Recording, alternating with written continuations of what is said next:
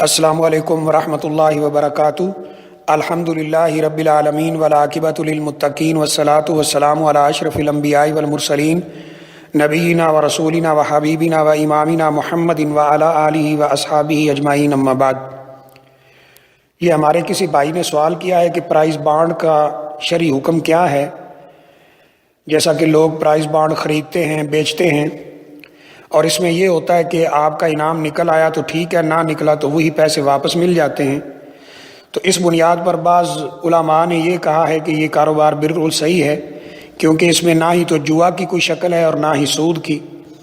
سود کی اس لیے نہیں ہے کہ اس میں پیسہ زائد نہیں ملتا ہے عام لوگوں کو، اور جوا اس لیے نہیں ہے کہ جو پیسہ دیا جاتا ہے اس کے ضائع ہونے کا کوئی خطرہ نہیں ہوتا، انعام نہیں نکلتا تو وہ پیسہ واپس کر دیا جاتا ہے۔ تو کیا یہ بات صحیح ہے؟ دیکھیے میرے بھائی، اگر پرائز بانڈ کی کنڈیشن پر اور اس کی صورتحال پر غور کیا جائے تو اس میں دونوں چیزیں پائی جاتی ہیں، جوا بھی پایا جاتا ہے اور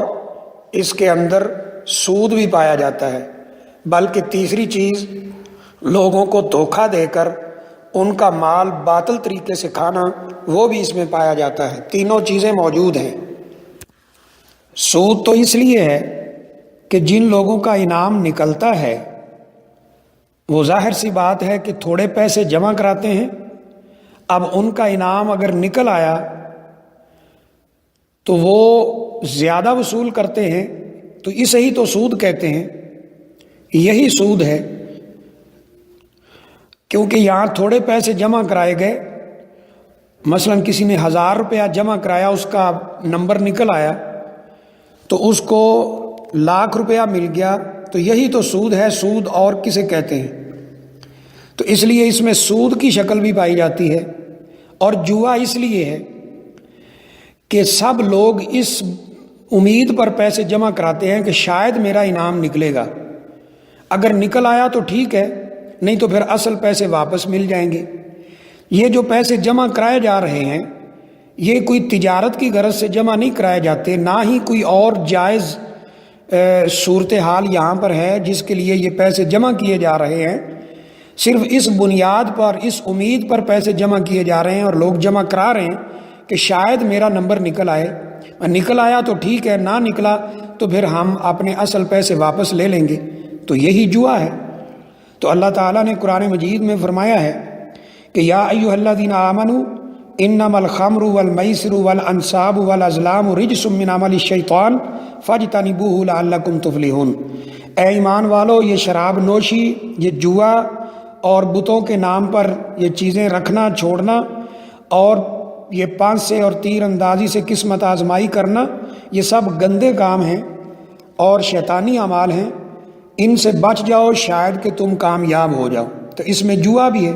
سود بھی ہے، اور اللہ تعالیٰ نے سود کے متعلق فرمایا ہے کہ اگر تم سود سے باز نہ آؤ تو فَأْذَنُوا بِحَرْبٍ مِّنَ اللَّهِ وَرَسُولِهِ، یہ اللہ اور اللہ کے رسول صلی اللہ علیہ وسلم کے ساتھ کھلی جنگ کا اعلان ہے۔ اور نبی کریم صلی اللہ علیہ وسلم کا مشہور فرمان ہے جو حضرت جابر رضی اللہ تعالیٰ عنہ سے مروی ہے مسلم شریف کے اندر، لعن رسول اللہ صلی اللہ علیہ وسلم آکل الربا و مؤکلہ، اللہ تعالیٰ لعنت فرماتے ہیں، یا رسول اللہ صلی اللہ علیہ وسلم نے لعنت فرمائی آکل الربا، سود کھانے والے پر، اور جو کھلاتا ہے اس پر بھی